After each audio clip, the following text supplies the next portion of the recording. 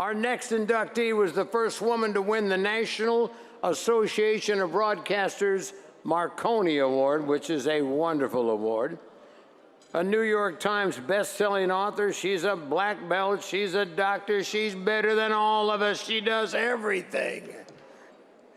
Dr. Laura Schlesinger.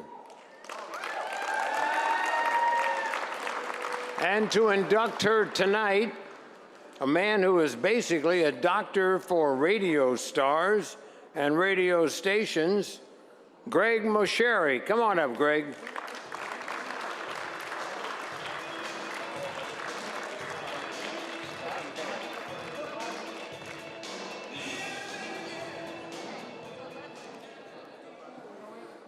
So good evening and thanks. I am so glad to be here. I don't know if I deserve the good fortune of doing this, but I am so honored to do so because I think that this inductee has a terrific work ethic and someone who transitionalized and changed radio forever. So let me tell you a personal story that a lot of other program directors can tell you much of the same thing, but this one kind of shows the impact that she had when she broke into the business of national syndication. So she came into my radio world at SB in Atlanta, where I was hired as program director there in 1993. The station wasn't even in the top 10. And so I had the task of rebuilding the brand. Had some good people on the station, just needed some help and needed some restructuring. We had Clark Howard, Neil Bortz, Scott Slade, who's a Marconi Award winner. We had a great news department. So we started moving things forward, but how in the heck can you compete against Rush Limbaugh noon to 3? So we had some good ratings on many of the other day parts, but we had no ability to really compete against the great one, Rush Limbaugh. So I knew, sorry, Mark, I knew I couldn't compete against Rush with another political show or issues show. So I got the call from the national syndicator. I want you to listen to somebody who's new and different, a new talk show, a woman host, talking about marriage, talking about family life, talking about morality.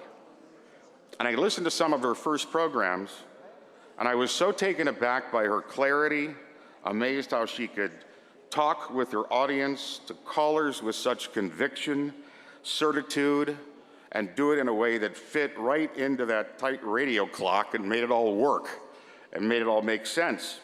So we put her on the air at night just to try her out. And she was an immediate hit. We, through research, found out that she wasn't very well known yet in Atlanta, but as a reason to listen, she knocked it out of the park from people who did know her, over an 8, which is a huge score for programmers. So we put her then on the air noon to 3, up against Rush. And, you know, she was an instant hit. Everyone said, well, she'll just get women. That's nice. And we did. We got a new audience, but we also got men to hang on and new men listeners. And the coolest thing for me is that you could tell when you have a great program, if you're a program director and you're paying attention. All of our employees at WSB started to, you know, back in the day where you had a radio on your desk, they were all making an appointment with her at 12 noon on our station. So when you got your own people, it's really great. So she's accomplished many, many things in radio and television, best-selling books, her audio seminars on how to better make connections and relationships. The Care and Feeding of Husbands is one of my favorite books of all time. A PhD, a teacher, a psychologist with her own practice. She had all those things going for her, but her big love was radio. She loved radio.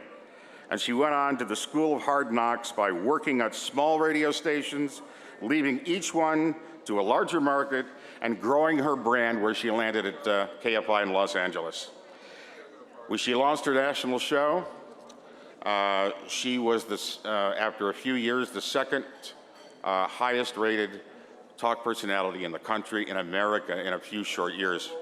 And under the partnership of my friend Jeff Rich, She is still wildly successful today, where she has over 5 million listeners at SiriusXM. I met their team last night at dinner, and they're fantastic. They're doing millions in podcast downloads. The bottom line is it's the content.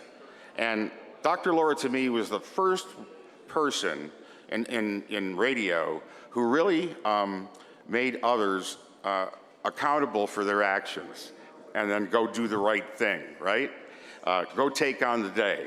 She never let the naysayers down. So she built her show. She won the 1997 Marconi Award, which is an amazing thing. Now, two things that I'll be gone that you need to know. She's a world-class sailor. She's the first woman to skipper a boat in the Transpac race from California to Hawaii. She's a fitness buff. She can deadlift her body weight and then drop and do 50 push-ups. She's a shark on the pool table. She's a hell of a Scrabble player. She's really an amazing person, and a person that I came to know very, very well, who just simply loves life. And you could tell that on her radio, a special connection.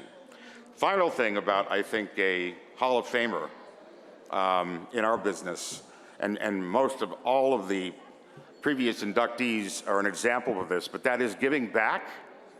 And Dr. Laura, you may not know this, but she has raised millions and millions of dollars for children's and veterans charities, currently raises money through her glass art and silver jewelry boutiques for the children of fallen warriors, which then grants scholarships to children of our fallen heroes. So to me, that's about doing the right thing. So let's watch some Dr. Laura. I'm Dr. Laura Schlesinger, and I do welcome you to this hour of the program. Anytime you want to talk to me, you call. Thank you so much. You're amazing. Hi, I'm Dr. Laura Schlesinger, where I get to answer your questions and you don't get to argue with me. Dr. Laura Schlesinger has attracted large radio audiences for her entire career. She's turned a career as a marriage and family therapist into a long-running radio broadcasting career, setting rating records along. To her friends and colleagues, she's known affectionately as Doc. Her listeners simply refer to her as Dr. Laura. All right, let's do this. She found a welcome audience reception and years of success in Los Angeles on powerhouse stations KABC and KFI. That created a nationwide demand for her program, with syndication of her popular program commencing in 1994.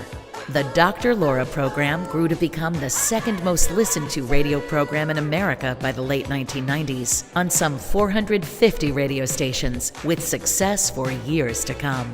She referred to herself as, "I am my kid's mom," and encouraged her listeners to do the right thing. In January 2011, she took her program to SiriusXM Radio with a legion of listeners following her. She's a champion sailor, a best-selling author a dozen times over, and a source of truth for millions of listeners. Dr. Laura Schlesinger, an inductee into the Radio Hall of Fame in 2018. Now, please, go do the right thing. Yeah. All right. So it is my privilege to induct Dr. Laura Schlesinger to the Radio Hall of Fame as a member of the class of 2018.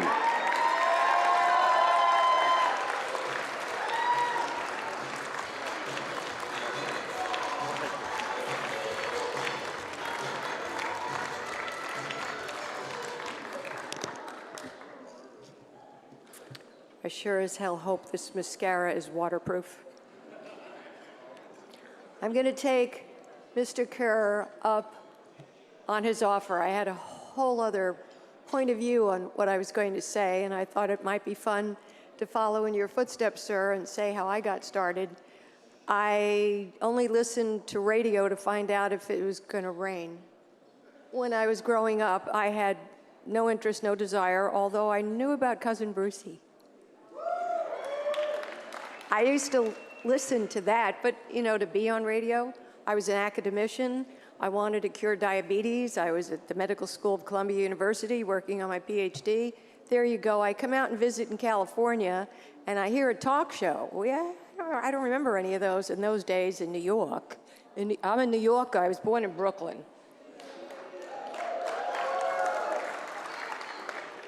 So I was enthralled. People were just like chatting.